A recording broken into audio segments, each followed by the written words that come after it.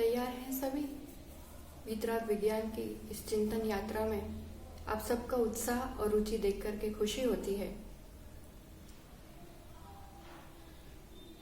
माँ जिनवानी का अध्ययन करने, श्रवण करने बैठे हैं। कहीं टिक कर तो नहीं बैठे दीवार से, सोफे से? ध्यान रखना, वही तो बात चल रही है। ज्ञानावरण कर्म का उदीर्णा हो जाएगी, ज्ञान का क्षोभम कम होता है। अत्यंत विनय पूर्वक, अत्यंत आदर पूर्वक, जैसे साक्षात परोक्षी हम गुरुदेव के वचनों को सुन रहे हैं, उस रूप से सभी बैठे विनय पूर्वक हम एक साथ मंगलाचरण करते हैं। आप भी सभी बोलेंगे। मोक्ष मार्गस्य नेतारम भेतारम कर्म भूभृताम ज्ञातारम विश्वतत्त्वानां वंदे तद्गुणलब्धये। अज्ञानतिमिरान्धानां ज्ञानाञ्जनशलाकया चक्षुरुन्मीलितं येन तस्मै श्री गुरुवे नमः। तस्मै श्री गुरुवे नमः। जय बोलो वर्तमान शासन नायक श्री महावीर भगवान की जय। मुनिकुंजर ज्येष्ठाचार्य आचार्य श्री आदि सागर जी महाराज की जय। तीर्थभक्त शिरोमणि परम पूज्य 108 आचार्य महावीर कीर्ति जी महाराज की जय। जय बोलने में कंजूसी नहीं करना, पूर्ण ऊर्जा के साथ तपस्वी सम्राट आचार्य भगवंत सन्मति सागर जी गुरुदेव की जय। चतुर्थ पट्टाधीश्वर्य चक्रवर्ती अभिक्षण ज्ञान उपयोगी मम प्राण गुरु श्रेष्ठ आचार्य भगवंत सुनील सागर जी गुरुदेव की जय। धर्मानुरागी भव्य आत्मनो, शांत प्रशस्त वातावरण है। जंगल के मध्य में मुनिराज इस भीषण गर्मी में शिला पर बैठकर सामायिक कर रहे हैं। वो अपने आत्म साधना में लीन है और वहीं से एक ग्वाले का गुजरना होता है। ग्वाला देखता है एक दिगंबर मुनिराज ऐसी गर्मी में, ओहो, पर उनके चेहरे की सौम्यता, शांतता, प्रसन्नता तो गजब की है। पर मुझे कुछ करना चाहिए, मुझे इतनी गर्मी लगती है, इन्हें गर्मी नहीं लगती होगी, कुछ तो करूं, क्या उपाय करूं, कैसे सेवा करूं। उनका ध्यान भंग नहीं होना चाहिए, पर उनको गर्मी की पीड़ा भी नहीं होना चाहिए। होता है श्रद्धालु के लेबल पे, सिर पे थोड़ी लिखा होता है कि ये जैन है कि अजैन है। श्रद्धा तो किसी भी जीव की काम करती। उसके पास थोड़ा सा मक्खन था, गाय भैंस चराने वाला था, उसके पास रखा हुआ था, ताजा निकाला हुआ। उसने सोचा इसी से शायद ठंडक पहुंचे। उसने मक्खन उठाया और मुनिराज के सिर पर ऐसे पोत दिया, जैसे अपन घी वगैरह नहीं लगा देते, उस रूप से। मुनिराज को कुछ फर्क नहीं पड़ रहा है, वो अपने ध्यान में लीन है। यहाँ ग्वाला अपना काम कर रहा है, वो तो उतना करके चला गया। अब जंगल और इतना मक्खन, क्या दशा होगी बताओ। कुछ ही पल में इतनी सारी चींटियां, हो पूरा शरीर चींटियों से भर गया। चींटियां मांस नोचने लगी, काटने लगी। मुनिराज की वही स्थिर शांत अवस्था है। उतने में वहां पर धोबी आता है।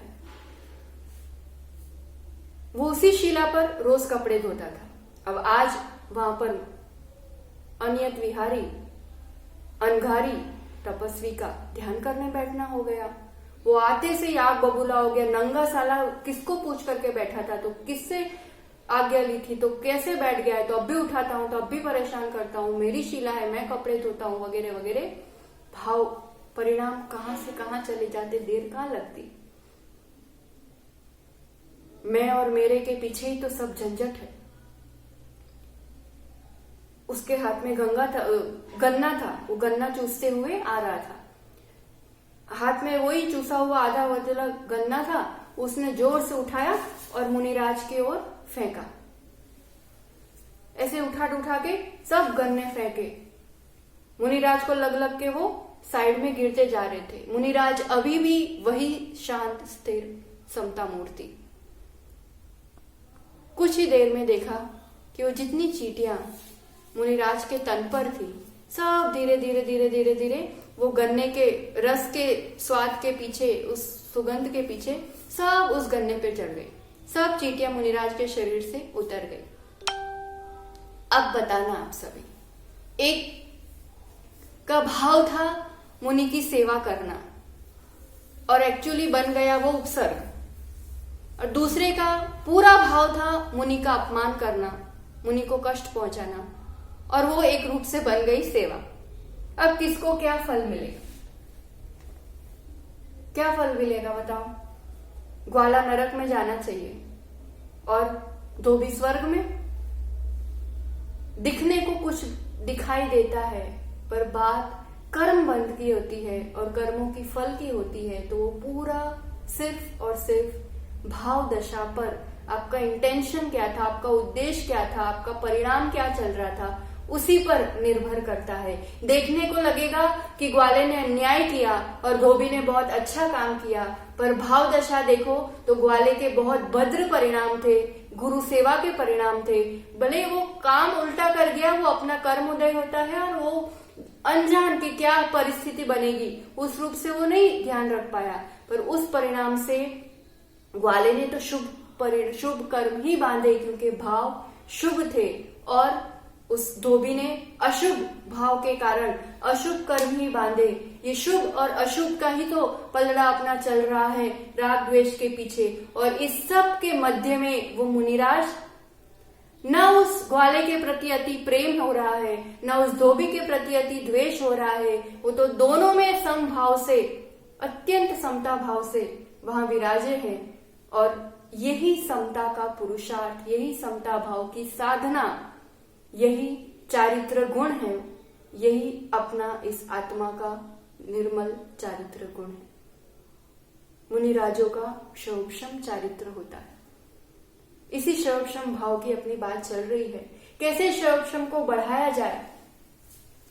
जहां राग होता है ना, वहीं अपना ज्ञान अपने लिए काम नहीं करता। देखना, कितना बड़े से बड़ा डॉक्टर होगा, 1000 ऑपरेशन कर लिया होगा, वही डॉक्टर को बोलो कि तुम अपनी बेटी का ऑपरेशन करो, हाथ कांपने लगेंगे। अपन ही अपना देख लो, अभी किसी के यहाँ कुछ अनहोनी हो जाए, कुछ कटु घटना हो जाए, न होने वाली बात हो जाए, तो फिर उस टाइम तो अपन नहीं चलता रहता है, संसार है, क्या करे, सब तरफ ऐसा ही हो रहा है, योग संयोग होता है, कितनी कितनी बातें आती है अपन को, आती है कि नहीं? कहाँ से आती है? ज्ञान में है तभी तो आती है, ज्ञान में है। पर वही चीज अपने ही घर में, अपने किसी व्यक्ति के साथ हो जाए तो फिर अपना ज्ञान अपने लिए ही काम नहीं करता। ये राग ही बहुत बड़ा बाधक है इस चारित्र मार्ग में। अपन वीतरागी दिगंबर गुरुओं के अनुयायी हैं, अपने आप को दिगंबर जैन कहते हो, शान है, गौरव है अपने आप को कि हम दिगंबर जैन हैं। आप और हम दिगंबर हैं क्या? दिगंबर नहीं है। फिर कैसे दिगंबर कह लेते हैं अपने आप को? क्योंकि हम वीतरागी दिगंबर जिन मुद्रा, जिन प्रभु, और वीतरागी दिगंबर जिन गुरुओं के अनुयायी हैं, उनके होने से, उनके अस्तित्व से हम अपने आप को दिगंबर कहते हैं। वो इतना महान चारित्र पालन कर सकते हैं, तो हम कुछ अंश तो अपने जीवन में ला सकते हैं कि नहीं ला सकते? हम सबकी भावना रहती है कि चतुर्थकालीन साधु के दर्शन होने चाहिए, और हो रहे हैं, अपना सौभाग्य है। संत शिरोमणि आचार्य भगवान विद्यासागर जी ले लो, मम दीक्षा गुरु आचार्य भगवान सुनील सागर जी ले लो, दर्शन किए हो तो वही चतुर्थ काल समचर्या, वही आत्मदृष्टि, वही अध्यात्म, वही सिर्फ और सिर्फ और सिर्फ मोक्ष मार्ग की रुचि। हम चाहते हैं वैसे गुरु मिले, वैसे गुरु के दर्शन मिल भी रहे हैं, तो फिर अब हमारी बारी आती है कि हम भी तो चतुर्थ काल सम श्रावक बनना पड़ेगा कि नहीं बनना पड़ेगा? उसके लिए थोड़ा थोड़ा कषायों को, थोड़ा थोड़ा रागों को जीतना पड़ेगा। जैसी संगति होती है ना, वैसे वैसे अपने परिणाम बहुत जल्दी बनते हैं, अपने परिणामों पर प्रभाव बहुत जल्दी पड़ता है। पानी का स्वभाव शीतल है, माना है कि नहीं है? शीतल ही है, पर वही पानी धूप में रखा रहेगा तो गर्म होगा कि नहीं होगा? होगा ना? संगति का प्रभाव है। यही मैं जीव आत्मा हूं, अभी संसारी हूं, कर्म सहित अवस्था में हूं। संगति का प्रभाव बहुत पड़ता है। रागी द्वेषियों की, संसारियों को बढ़ाने वालों की संगति हमें भी बहुत ज्यादा रागी बनाती है। राग मतलब क्या? राग कैसे बाधक होता है अपने लिए जीवन में? राग तो अच्छी चीज होती है, किसी को प्रेम करना तो अच्छा होता है, प्रेम करना अच्छा होता है, प्रेम तो अपना स्वभाव है, वो अनकंडीशनल लव होता है, वो वात्सल्य होता है। राग मतलब क्या? राग मतलब जिससे भी राग है, कोई व्यक्ति से होता है, कोई वस्तु से होता है, इस देह से, इस शरीर से होता है। राग होता है मतलब ये जो वस्तु है और ये मैं हूं, इन दोनों के परिणाम, इन दोनों के एक में एक हो जाते हैं। अब कुछ भिन्नता नहीं रही। जैसे कोई जुड़वा बालक हो, ऐसे अटैच जन्म हुआ हो, कोई अंग जुड़ा हुआ हो, है ना, उस रूप से जन्म हुआ हो और अब दोनों बिल्कुल अटैच है इस रूप से, तो एक हिलेगा तो दूसरा हिलेगा, एक गिरेगा तो दूसरा गिरेगा, एक को उठना है तो दूसरे को उठना पड़ेगा। होता है कि नहीं होता है? होता है ना। बस यही अवस्था समझ लो अपनी। मेरे बेटे को थोड़ा सा उदास चेहरा देखा, मैं उदास हो गया, उसको खुश देखा तो मैं खुश हो गया, उसने अच्छा कह दिया तो अच्छा लग गया। अपनी गाड़ी है, एक खरोंच आ गई तो जैसे अपने पे ही खरोंच आ गई हो, इस थोड़ा सा यहाँ लग गई तो हमें ही दुख होता है। ये सब जो यहाँ होता है वो हमें यहाँ फील होता है, क्योंकि राग के परिणामों से ये अटैचमेंट है, कोई वास्तविक अटैचमेंट नहीं है। उन दोनों बच्चों को तो क्या करना पड़ेगा? दोनों जुड़वा बच्चे हैं ना, उनको तो डॉक्टर एक ऑपरेशन करेगा, दोनों अपने आप अस्तित्व अलग अलग हो जाएगा। अब ये चलना चाहे तो चले, ये रुकना चाहे तो रुके, ये गिरे तो दूसरा उसको उठा सकता है। ये अपने आप में इतने सक्षम हो गए just because of detachment and understanding of independence. बस यही करना है, जो एक इमोशनल बॉन्डिंग है। ये कोई वस्तु, कोई व्यक्ति, कोई चीज अपन को बांध नहीं सकती है। परिणामों से, भावों से मैं खुद बंधा हूं, न कर्म भी नहीं बांध सकते। जड़ क्या बांधेंगे आपको? हमने खुद से उसको चुना है, स्वीकारा है, बांधा है, अब उसके अनुसार चल रहे हैं। तो ये जो बंधन हमने खुद से खुद के लिए तय किया है, बस यहाँ पर गुरुओं की वाणी से, माँ जिनवाणी से अपने आप को थोड़ा सा पृथक जानना है। उसमें संसारी जीवन भी बहुत सुगम हो जाता है, बहुत सहज हो जाता है। उसमें भी जीवन जीने की शैली यहीं से उत्पन्न होती है। वो पृथक जाना, ये डिटैचमेंट, ये ऑपरेशन, ये भेद विज्ञान गुरु की वाणी किया करती है। और वो हो गया, अब वो उसकी जगह है, वो उसका काम कर रहा है, मैं अब अपने अनुसार उससे काम ले रहा हूँ, उसकी मदद भी कर सकूं, काम भी ले सकूं, जैसा अपना जीवन चाहूं वैसा अपने लिए खुद का भी उत्थान कर सकूं और मैं अपना उत्थान कर सकती हूँ। जब मैं खुश रह सकती हूँ, मैं अपना भला कर सकती हूँ, तभी मैं उस लायक और इतनी सक्षम हूँ कि मैं किसी का उत्थान कर सकूं, किसी को खुश कर सकूं, किसी के लिए अपने जीवन में कुछ भला कर सकूं। जब तक मैं खुश नहीं हूं, लाख प्रयास कर लो, मैं किसी को कभी भी खुश नहीं कर सकती, किसी के लिए कुछ हित का काम नहीं कर सकती।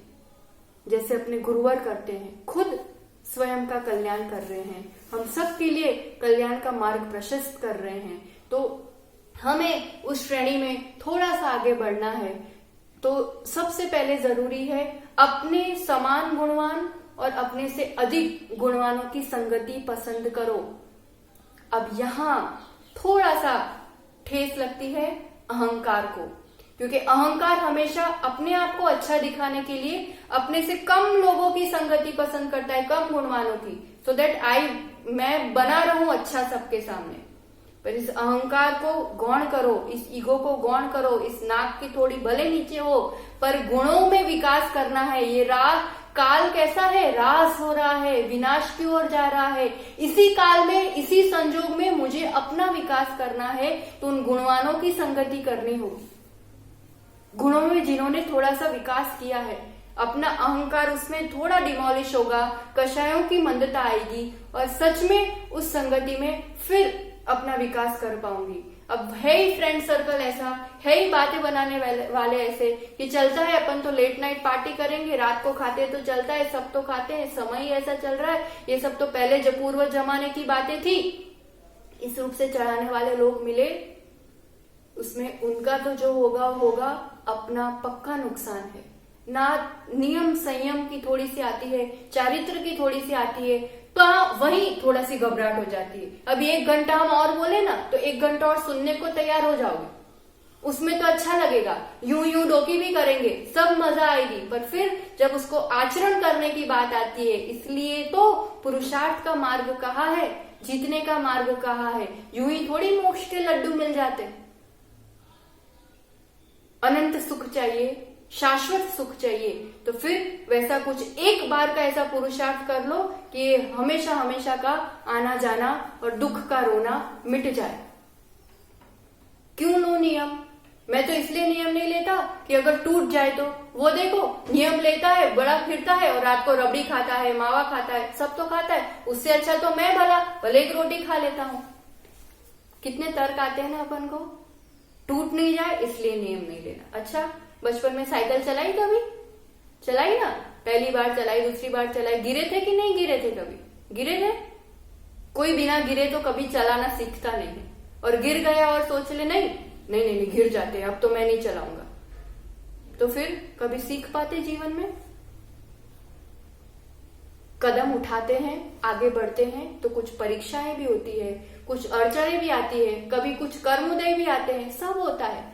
पर उसके पीछे इसका मतलब ये नहीं कि नियम ही नहीं लूं। नियम, संयम, ये सब एक बाउंड्री वॉल है, बाढ़ है, सुरक्षित रखती है हमें, गुणों को गिरने नहीं देती है। कदाचित कुछ होता है तो प्रायश्चित हो जाता है, पर नियम ही नहीं लूं मतलब मैं निरंतर पाप कमा रहा हूं। जब तक मैं संकल्प में बंधा नहीं हूं, जब तक मैंने अपने आप के लिए निर्णय नहीं किया है, ये भाव नहीं बनाए हैं, ये परिणाम नहीं किए हैं कि हाँ मुझे अब इस रूप से बचना है या सावधान रहना है, इस चीज को नहीं सेवन करना है, इस रूप से जब तक संकल्प नहीं होगा, आपने जिंदगी में कभी शराब नहीं पी होगी, कभी कुछ गलत नहीं किया होगा, पर अगर नियम नहीं है तो उस चीज का पाप लग ही रहा है। कितना बड़ा लॉस, कितना बड़ा घाटा है बताओ। फिर थोड़ा नियम लेते भी है, नहीं ठीक है रात्रि भोजन त्याग करूंगा पर बाहर की छूट, अमुक त्याग करूंगा तो वैसा छूट, कैसे छूट? अच्छा ये बताओ, बच्चे साल भर स्कूल जाएंगे, हमेशा स्कूल जाएंगे, मम्मा मैं रोज स्कूल जाऊंगा, सब पढ़ाई करूंगा, बस एग्जाम नहीं दूंगा, ऐसा कह दे तो छूट दे दोगे उसको? सुनकर हंसी आ रही होगी, पर हमारी भी ऐसी नादानी हो रही। मैं पूरा समय तो पालन करूंगा, पर कहीं कुछ ऐसा अड़चन आ गई तो नहीं, अरे वो तो परीक्षा की घड़ी है, कर सकते हैं, क्यों नहीं कर सकते? उस समय कर सकते हैं तो हमेशा कर सकते हैं, डिगना नहीं है। ये सिर्फ और सिर्फ दृढ़ संकल्प शक्ति का मार्ग है। अगर एक बार ठान लिया, एक बार सोच लिया, ये शक्ति कहां से आती है? समर्पणता से आती है। जिन गुरुओं ने सर्वस्व त्याग किया है, जो सब कुछ छोड़ के बैठे हैं, उनका स्मरण, उनकी संगति, उनसे वो शक्ति मिलती है और काम बहुत सहज हो जाता है। पहले तो संगति ऐसे करो कि अपनी भावना दृढ़ बनती जाए, दृढ़ बनती जाए, अपन पालन कर सके, और फिर इतनी दृढ़ता से पालन करें कि अपन दूसरों के लिए आदर्श बने, उदाहरण बने, जैनी हो, जीतने वाले हो। युवाओं की बहुत कंप्लेन रहती है, कई बार हम बहुत मेहनत करते हैं पर सक्सेस नहीं मिलता है, तो बाहर जाते हैं तो खाना ही पड़ता है, तो हॉस्टल जाएंगे तो अमुक करना ही पड़ेगा, इसलिए हम नियम नहीं ले पाते हैं। सेल्फ कॉन्फिडेंस की कमी, विल पावर की कमी, क्यों? क्योंकि जीवन में ये छोटे बड़े नियम की, संयम की कमी है। संयम मीन्स टू एम्पावर योरसेल्फ। मैं कुछ भी कर सकता हूं, मैं इंद्रियों को अपने अनुसार चला रहा हूं, मन अपने अनुसार चला रहा हूं, किसी का गुलाम नहीं हूं इंद्रियों और मन का कि वो जैसे कहेंगे, जिस दिशा में कहेंगे उस दिशा में मैं दौड़ लिया। समझना, नौकर नौकर होता है, अपन सब देंगे उसको, वेतन भी देंगे, कभी अच्छे कपड़े भी देंगे, पर सिर पे तो नहीं चढ़ाएंगे। वो जितना मांगेगा मनमाना तो नहीं देंगे, जिससे अपना फायदा होता होगा, जिससे हित निकल रहा होगा, ऐसे ही तो पूरा बॉन्डिंग होगा कि नहीं होगा? बस यही तो है, इंद्रिया है, मन है, ये शरीर है, साधन रूप मिला है। मैं मालिक, चेतन राजा, गुलाम नहीं बनना है अपन को। और इस रूप से जब नियम संयम आता है ना, तो जो उस व्यक्तित्व का जो प्रतिभा होती है, जो कॉन्फिडेंस होता है, जो आत्मविश्वास होता है, उसकी एक छवि होती है जो बाहर, वो एक अलग ही निखर करके आती है। मत बहाने बनाओ, अवसर नहीं मिलेगा बार बार। कभी कोई ऐसी योनि में पड़ गए, कभी कोई तीव्र कर्मोदय आ गया, तब भी नहीं ले पाओगे। देव भी बन गए ना, तो भी नहीं ले पाओगे संयम, और संयम नहीं लोगे तो देव भी नहीं बन पाओगे। अब क्या करना बताओ, कैसा करना? थोड़ा थोड़ा सीखना चाहिए अपन को। व्हाइट एंड ब्लैक वाली अपन ने थोड़ी सी परिभाषा देखी थी, चिंतन अवश्य किया होगा आप लोगों ने, और लिस्ट बनाई होगी कहां कहां चूक जाते हैं। बस एक आदर्श अपने सामने रखना, दिगंबर गुरुवर आदर्श है। अब मैं थोड़ा थोड़ा अंश में कर सकता हूँ। वो तो केशलोच करते हैं, इतनी भीषण गर्मी में भी केशलोच करेंगे, उपवास करेंगे। मैं केशलोच ना करूं तो इतना तो कर सकता हूँ कि बालों को काला ना करूं। वो बाल काले नहीं हो रहे हैं, अब याद रखना, व्हाइट में ब्लैक ऐड हो रहा है, मतलब व्हाइट उदय है पुण्य का, तुम्हें जो चाहिए मिल रहा है, उसमें ब्लैक कलर ऐड हो रहा है, जो है सहज है। रूप को नहीं निहारना है और निखारना है, स्वरूप को निहारना है और निखारना है। आचार्य भगवान एक टाइम जो मिला अंतराय टाल करके भोजन करते हैं। हम इतना तो कर सकते हैं ना कि बाजार की फूड पैकेट्स नहीं खाएंगे। अभी तो सबको घर में रहना है और घर में ही खाना है, फिक्स है। तो ऐसा संकल्प ले लो, इतने समय के लिए मेरा पूर्ण रूप से बाहर के भोजन का त्याग। कोरोना से भी बच जाएंगे, कर्मों से भी बच जाएंगे, ये बहुत इंपॉर्टेंट। गुरुवर हमेशा स्वाध्याय करते हैं, निरंतर स्वाध्याय करते हैं। हम दिन रात मोबाइल चलाते हैं ना, तो क्या होता है उससे? 5 पापों का घर है मोबाइल, 5 पापों का।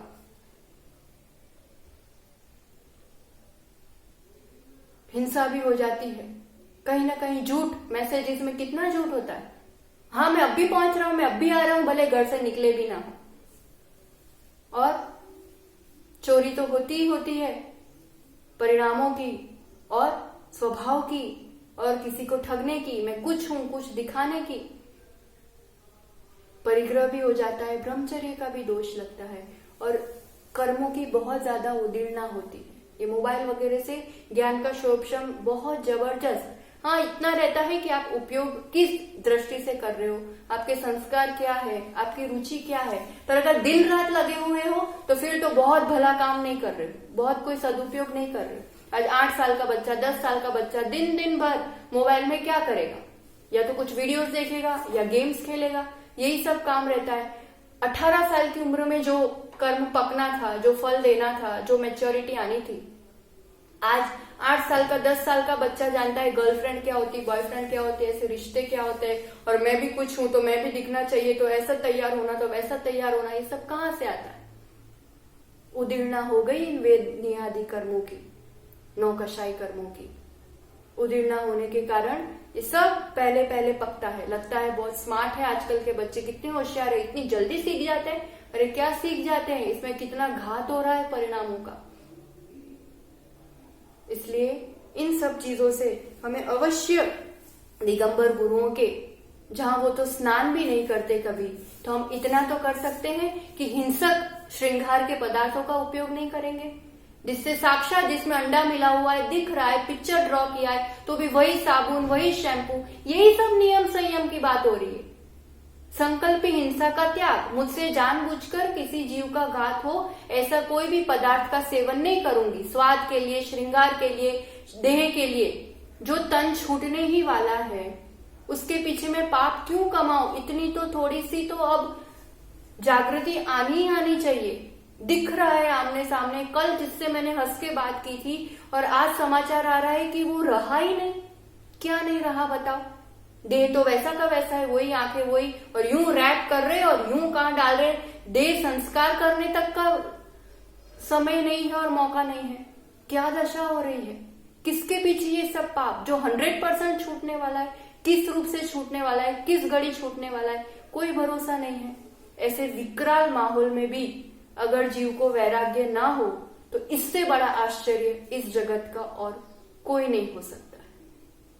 थोड़ा तो तन से, विषय से, भोगों से, संसार से विरक्ति बढ़नी ही बढ़नी चाहिए। जहां वो विरक्ति बढ़ती है, ऐसी भाव दशा आती है, तो नियम संयम लादने की बात नहीं होती है, थोपने की बात नहीं होती है। सहज ये भी मेरी ही अपनी भाव दशा है जो प्रकट होना प्रारंभ हो जाती। हम सब कर सकते हैं और हमें आदर्श बनना है हर मामले में। ड्रेस, पहनावा, पहचाने अपनी। जहां भोजन भी अपने मन को, अपने परिणामों को प्रभावित करती है, तो अपना पहनावा भी हमें बहुत प्रभावित करती है। क्यों यूनिफॉर्म की सिस्टम वगैरह रखी गई है? इसलिए तो रखी गई है। अभी कितने ही लोग घर में बैठे हैं तो आराम से वो नाइट सूट टाइप का पहन के बैठे होंगे मां जिनवाणी का श्रवण करने। गलत तो नहीं बोल रहे? होता है ना, बहुत फर्क पड़ता है। वो रिलैक्स मूड ही रहता है। वो जो एक शालीनता से और जिस ग्राह्य शक्ति से वो बातें अंदर उतरना चाहिए थी वो नहीं उतरती। यूनिफॉर्म काम करता है। हम आर्य पुरुष और आर्या हैं, वैसे ही अपना पहनावा हो, कहीं उस रूप की तरफ जा रहे हैं। आजकल तो इतना गजब का फैशन है कि देवशास्त्र गुरु की तो आमन्य है ही नहीं है, पर मांगलिक कार्यक्रमों में भी इस रूप का पहनावा हो गया है कि नई नई नवेली बहू आती है तो उसको रिसेप्शन गाउन से पूरी दुनिया स्वागत करती।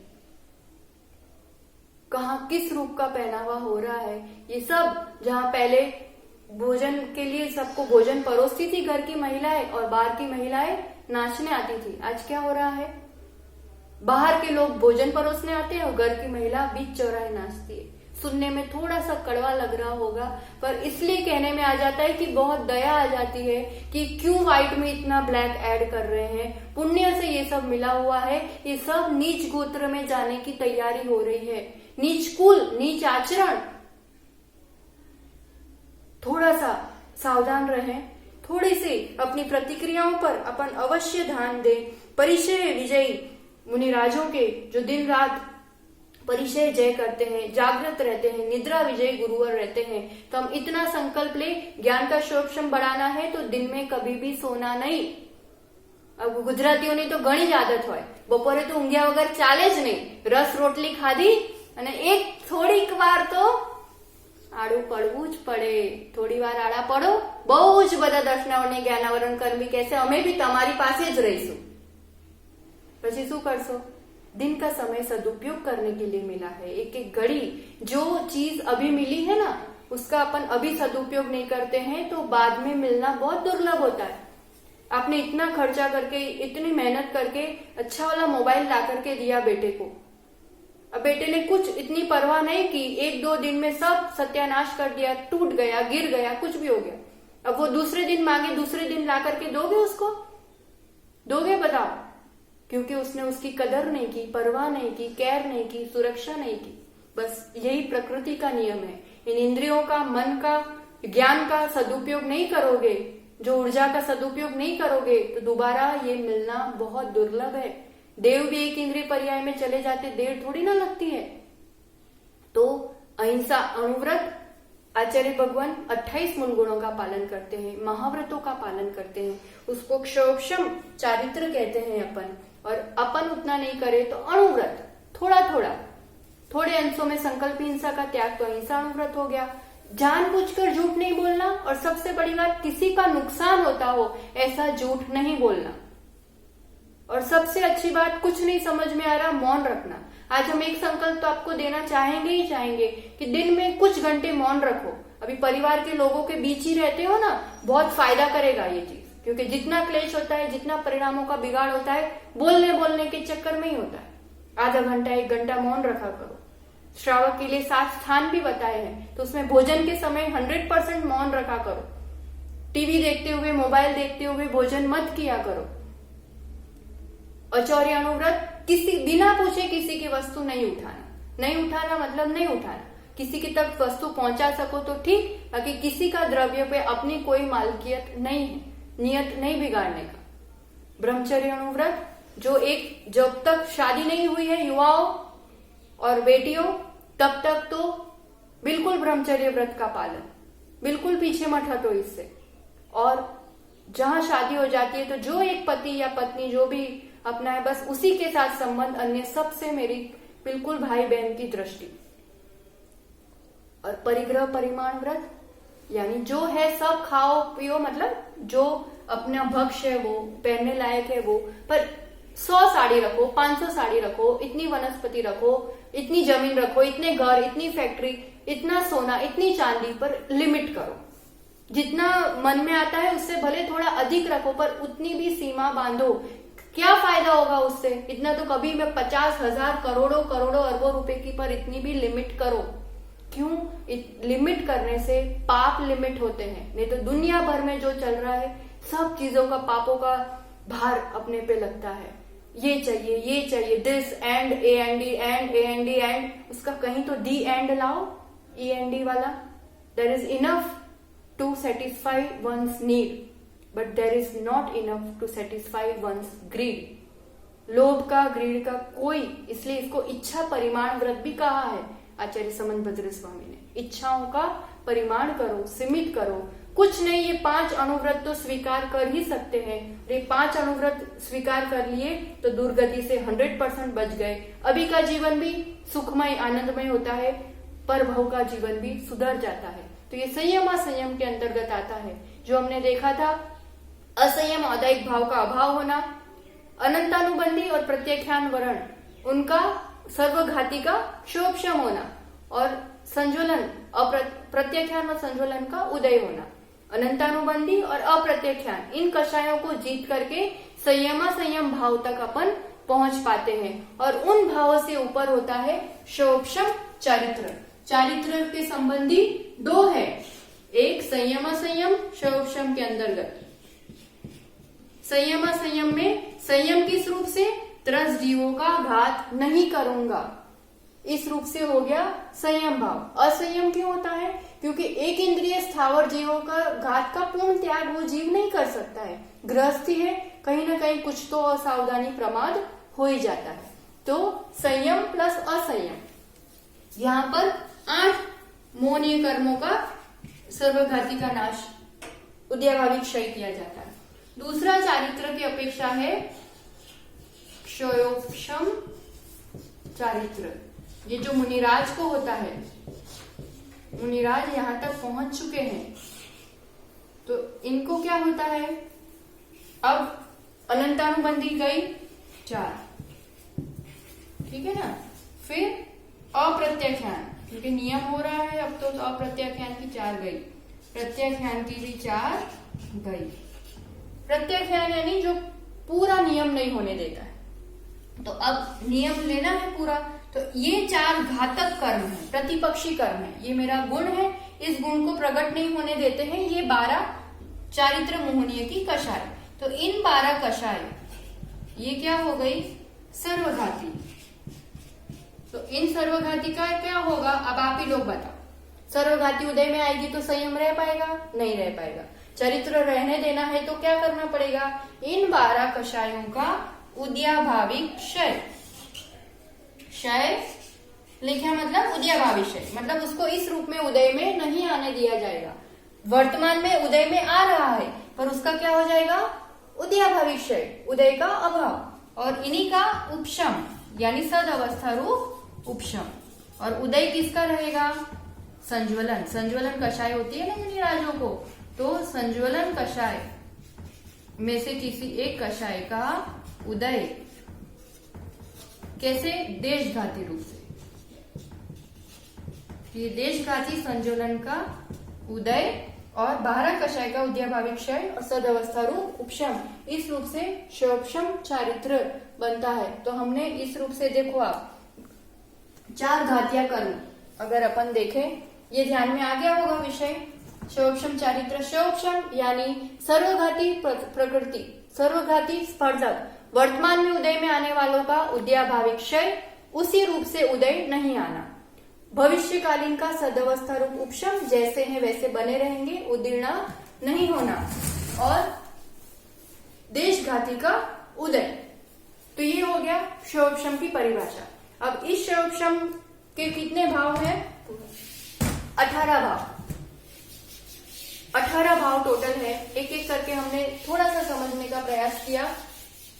सबसे पहले ज्ञानावरण कर्म। तो ज्ञानावरण के कर्म का क्षोभशम होने से 7 क्षोभशमिक भाव बनते हैं। ज्ञानावरण की अपेक्षा 7 देखें। 7 कैसे, कुमति, कुश्रुत, कुअवधि। ध्यान आया, जो मिथ्यात्व के कारण है। और मति ज्ञान, शुद्ध ज्ञान, अवधि ज्ञान और मनःपर्य ज्ञान। तो 3 अज्ञान यानी कुज्ञान और 4 सम्यक ज्ञान। तो ये हो गए 7 ज्ञानावरण के हिसाब से क्षोभशम। फिर दर्शनावरण के हिसाब से 3 लिए थे, चक्षु दर्शन, अचक्षु दर्शन और अवधि दर्शन, 3। फिर उसके बाद ज्ञानावरण, दर्शनावरण, मोहनीय। मोहनीय के हिसाब से सबसे पहला जो अपन ने देखा था क्षोभशम सम्यक दर्शन। दर्शन मोहनीय की अपेक्षा यानी 7 कर्मों के क्षोभशम से अनंतानुबंधी 4, मिथ्यात्व, सम्यक मिथ्यात्व और सम्यक्त्व। सम्यक का उदय होता है, बाकी 6 प्रकृतियों का शोभशम होता है। तो शोभशम, सम्यक, ये एक हो गया। और अभी जो देखे, एक संयम असंयम और एक क्षयोपशम चारित्र, ये मोहनी के हिसाब से हो गए। तो ये 2। और अब अंतराय कर्म के हिसाब से अपन ने देखे 5, क्षयोपशम, दान, लाभ, भोग, उपभोग और वीर्य। तो ये हो गए अंतराय कर्म के हिसाब से 5। तो गिनो अब कितने हुए? 7 और 3 10, 11, 12, 13, 13 और 5 18। तो ये 18 अपने क्षयोपशम के भाव घातीय कर्म के हिसाब से ही होते हैं। क्यों? तो इसका कारण यही है कि घातीय कर्म जो है, उन्हीं में जो कर्म के परमाणु है उसमें सर्वघाती और देशघाती ऐसा बंटवारा होता है। इस रूप की व्यवस्था घातीय कर्मों में ही होती है, और जहाँ सर्वघाती देशघाती इस रूप से व्यवस्था होती है, उन्हीं में ये जो व्यवस्था होती है वहीं पर क्षयोपशम वाली अवस्था बनती है। तो 4 घातीय कर्मों की अवस्था के अनुरूप ये 18 क्षयोपशमिक भाव बनते हैं, और यही क्षयोपशमिक भाव से फिर शायिक भाव की ओर अपन आते हैं। तो शायिक भाव, क्षयोपशम, सबसे पहले शायिक भाव किसकी अपेक्षा होते हैं? तो यही 4 घातीय कर्मों की अपेक्षा शायिक भाव होते हैं। क्यों? क्योंकि क्षय तो सभी कर्मों का होता है, सिद्ध अवस्था होती है, तब जाकर के शायिक भाव होते हैं। तो यहाँ पर इतनी बात समझना कि यहाँ शायिक भाव की बात चल रही है, गुणों की बात नहीं चल रही।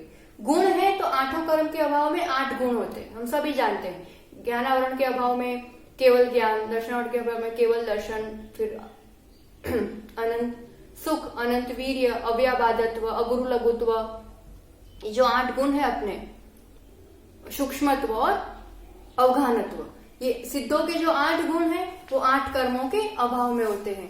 पर यहाँ जो भाव दशा की बात है, तो जो भाव जीव के बनते हैं ना, वो भाव कैसे बनते हैं? ये घातीय कर्मों के अभाव में ही, उसके हिसाब से ही भाव दशा बनती है। बाकी के जो 4 अघातीय कर्म है, वेदनीय, आयु, नाम, गोत्र, ये शरीर से संबंधित है, इंद्रियों के हिसाब से वेदन कराते हैं। तो ये आत्मा की जीव अपने गुणों या भाव दशा को नहीं बनाते हैं, वो प्रतिजीवी गुण कहलाते हैं। अघातीय कर्म कैसे होते हैं? जो प्रतिजीवी गुणों को घात करते हैं, यानी जब तक आयु कर्म है तब तक अवघानत्व गुण नहीं ही हो सकता है। ये शब्द सुने होंगे आपने बहुत। घातीय कर्म यानी जो अनुजीवी गुणों का घात करते हैं, जीव के अपने गुण सीधे ही जीव के गुणों का घात, ज्ञान गुण का, दर्शन गुण का, सुख गुण का, वीर्य गुण का, पर वो कुछ न कुछ अंश में हमेशा प्रकट रहते ही रहते हैं। अनुजीवी गुण, जीव का अनुसरण करने वाले गुण, जो थोड़े अंशों में जीव में झलकते ही झलकते हैं, वो थोड़ा ज्ञान होता है, थोड़ा सुख होता है, थोड़ा वीर्य होता है, उससे पुरुषार्थ करके जीव पूरा प्राप्त करता है। वो क्षयोपशम से ही शायिक अवस्था प्राप्त होती है। तो इससे वो क्षयोपशम वाली भाव दशा से अब वो शायिक भाव वाली दशा बन जाती है। पर अघातीय कर्मों से कोई भाव दशा भी नहीं बनती है, क्योंकि वो प्रतिजीवी, जब तक कर्म है तो वो अदायिक भाव ही है, बस वो उदय ही दिख रहा है उसका, और अभाव हो गया तो गुण पूरा प्रकट हो गया। उसका आत्मा के अपने खुद के परिणामों से, भावों से संबंध नहीं है। जब तक कर्म है तब तक वो गुण बिल्कुल भी नहीं प्रकट है, और कर्म का पूरा अभाव होने पर ही वो गुण प्रकट होता है। वो प्रतिजीवी गुण कहलाते हैं। अभी तक थोड़ा सा भी अवघानत्व गुण हो, थोड़ा सूक्ष्मत्व गुण हो, ऐसा नहीं हो सकता है। पर वीर्य है, थोड़ा सुख है, थोड़ा ज्ञान है, थोड़े से पूरा पहुंचा जाता है। तो ये जो क्षयोपशमिक भाव बने हैं, वहीं से उन 4 घातीय कर्मों की अभाव में ही शायिक भाव बनते हैं। तो शायिक भाव 9 बनते हैं। ज्ञानावरण के अभाव में पूर्ण अभाव हो गया। क्षय बताया था ना, ये तो औपशमिक था। क्षय मतलब टोटल कर्म अलग और जीव के प्रदेश अलग। तो अब ज्ञानावरण का बिल्कुल भी आवरण नहीं है, टोटल फिनिश। तो क्या प्रकट हो जाएगा? ज्ञान गुण पूरा प्रकट होगा। केवल ज्ञान की अवस्था में वो क्षयिक ज्ञान वाली अवस्था कहलाती है। दर्शनावरण कर्म का पूरा अभाव हो गया, तो दूसरा हो गया क्षयिक दर्शन। फिर अंतराय कर्म का अभाव होने से दान, लाभ, भोग, उपभोग और वीर्य। तो क्षायिक दान यानी अभय दान, जो थोड़ा सा भी अंतराय कर्म का था, दान अंतराय का, उसके पूर्ण अभाव में होगा क्षायिक अभय दान देना। लाभ अंतराय के कर्म के टोटल अभाव में अब क्या होगा? क्षायिक लाभ। किस चीज का लाभ हो रहा है? किस चीज का लाभ हो रहा है? कोई खाना पीना नहीं है, ये कोई कौलाहर का लाभ नहीं हो रहा है। ये लाभ किस बात का हो रहा है? यहाँ पर अब जो भी शुद्ध सूक्ष्म परमाणु जिससे वो शरीर टिका रहता है केवल ज्ञान के बाद, इन परमाणुओं को सतत लाभ होता रहता है। क्षायिक दान, लाभ, भोग, भोग अंतराय के कर्म के अभाव में क्षायिक भोग। अब किस चीज का भोग? उनको कुछ भोग नहीं करना है, कुछ नहीं चाहिए, पर ये इतना समझ लो कि जैसे पुष्प वृष्टि आदि सब हो जाती है। क्षायिक उपभोग, तो सिंहासन, चमर, छत्र, ये सब उसी का फल है। और लास्ट में क्षायिक वीर्य अंतराय के अभाव में क्षायिक वीर्य, अनंत शक्ति के धनी, जो समस्त गुणों को आधार देते हैं, स्थान देते हैं, प्रकट होने में कार्य करते हैं। तो ये तो ज्ञान और दर्शन की अपेक्षा 2, अंतराय की अपेक्षा 5, तो ये 5 और 2 7 हो गए। अब मोहनीय की अपेक्षा, कर्म की अपेक्षा 2 भाव लेना है। क्षायिक दर्शन मोहनी के अभाव में क्षायिक सम्यक, और चारित्र मोहनी के अभाव में क्षायिक चारित्र। तो ये 7 और 2 ऐसे 9 क्षायिक लब्धियां भी कही जाती हैं, क्षायिक भाव भी कहे जाते हैं। उसमें सबसे पहले होता है क्षायिक सम्यक। क्षायिक शैवक्षमिक, पहले प्रथमोपशम सम्यक दर्शन, उससे पट खुला मोक्ष मार्ग का, फिर शैवक्षम सम्यक दर्शन हुआ। वो शैवक्षम सम्यक दृष्टि कोई मनुष्य है, कर्म भूमि का है, तीर्थंकर केवली का उसको पादमूल मिला है, इतनी सब कंडीशंस पूरी होती है, तब विशुद्धि बढ़ाने पर उसको उस संगति में क्षायिक सम्यक दर्शन होता है। क्षायिक सम्यक दर्शन यानी मिथ्यात्व, सम्यक मिथ्यात्व और सम्यक, 3 प्रकृति, अनंतानुबंधी की 4, इन 7 प्रकृतियों का टोटल फिनिश अब सत्ता में आत्म प्रदेश में है ही नहीं। एकदम क्लीन, क्रिस्टल क्लियर सम्यक दर्शन। और वही जीव फिर शपक श्रेणी चढ़ता है। अपन गुणस्थानों में देखेंगे कल किस रूप से भाव आगे आगे बढ़ते हैं। तो यहाँ पर फिर क्षायिक सम्यक के बाद एक साथ फिर सब प्रकट होते हैं, क्षायिक ज्ञान, दर्शन और ये दान, लाभ, भोग, उपभोग भी, ये सब। और चारित्र मोहनीय के अभाव में 12वें में ही प्रकट समझ सकते हैं, पर बाद में ये सब एक साथ 13वें गुणस्थान में केवल ज्ञान होने पर क्षायिक भाव जीव के अपने होते हैं। तो इस रूप से हमने भाव की दशा देखी। समय थोड़ा कुछ विषय लेना था, पर समय शायद अधिक हो रहा है, तो अभी अपन और इन परिणामों पर थोड़ी और चर्चा करेंगे। ये एक रूप से अपने देखो कर्म अवस्था से संबंधित अपने सभी भावों पर एक रूप से चर्चा हो गई। अब ये भावों की महिमा क्या, अब जीवन में क्या सचमुच, इसको जान करके करना है। इस पर विशेष चिंतन हम सभी करेंगे। पर एक बार फिर से रिपीट कर ले, आप सभी भी बोले साथ में। सबसे पहला औपशमिक भाव 2 ही प्रकार से, औपशमिक सम्यक और औपशमिक चारित्र, 2 हो गए। फिर औपशमिक के बाद शैवक्षमिक ले लो। तो शैवक्षमिक के अभी जो अपन ने 18 देखे, तो 18 और 2 20, क्षायिक के 9 जो अभी देखे अपन ने, तो 29 हुए। और औदायिक भाव जो सबसे पहले दिन अपन ने देखे थे, औदायिक भाव के 21 भेद, गति, फिर वेद, कषाय, मिथ्यात्व, असंयम, अज्ञान, असिद्धत्व और छेलेश्याएं, इस रूप से जो देखे थे 21 भाव। तो 29 और 21 कितने हो गए? 50। तो ये 50 हो गए कर्म की अवस्था के अनुरूप भाव।